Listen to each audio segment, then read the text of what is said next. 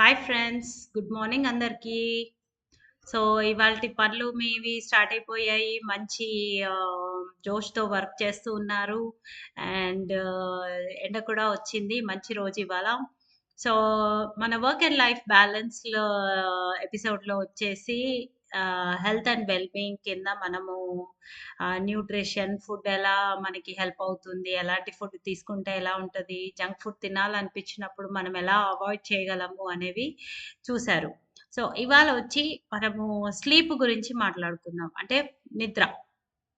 So, నిద్ర అనేది ఎంత ఇంపార్టెంట్ అనేది మనందరికీ తెలుసు.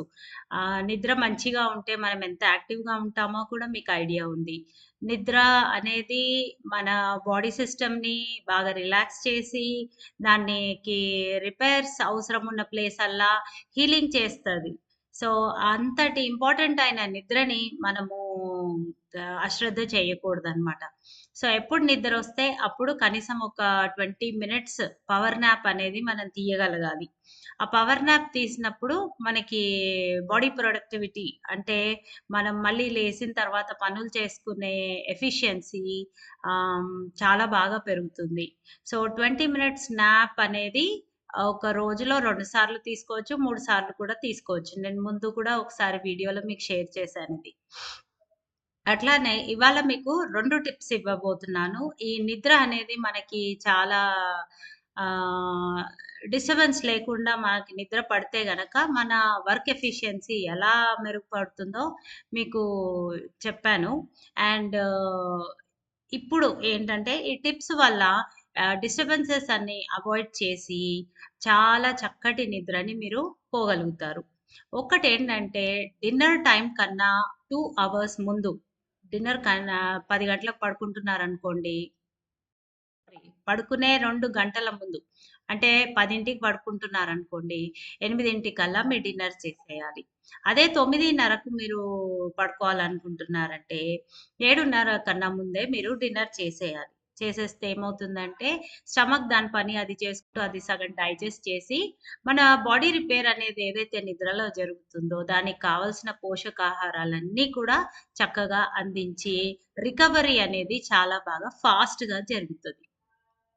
ఇంకొక టిప్ ఏంటంటే, మనకు నిద్ర పట్టని సమయంలో లేదా బాగా డిస్టర్బెన్సెస్ ఉన్న సమయంలో బ్రీతింగ్ మీద కాన్సంట్రేట్ చేయడం. సో, మనకు నిద్రపోయే ముందు ఒక అరగంట ముందు అసలు మన చేతిలో ఫోన్‌లు గానీ, ఏవి గానీ ఉండకూడదని మీకు తెలుసు. సో, ఆ ఫోన్‌ని పక్కన పెట్టేసి మన బ్రీతింగ్ మీద కాన్సంట్రేట్ చేయాలి. గాలి పీల్చుకునేటప్పుడు ఎక్కువ గాలి పీల్చుకోగలిగితే చక్కగా అది అందులోంచి ఎక్కువ ఆక్సిజన్ అనేది బాడీకి చేరుతుంది. సో, మనము గాలి పీల్చుకునేటప్పుడు దాని మీద కాన్సంట్రేట్ చేసి, ఆ గాలి వదిలేటప్పుడు నోట్లోంచైనా వదలొచ్చు, ముక్కులోంచైనా వదిలేయొచ్చు. ఆ వదిలే గాలి పీల్చుకున్న గాలి కన్నా ఎక్కువ సమయం వదలాలి. అట్లా వదిలినప్పుడు మన బాడీలో ఉన్న టెన్షన్స్ అన్నీ, డిస్టర్బెన్సెస్ అన్నీ కూడా వెళ్ళిపోతాయి.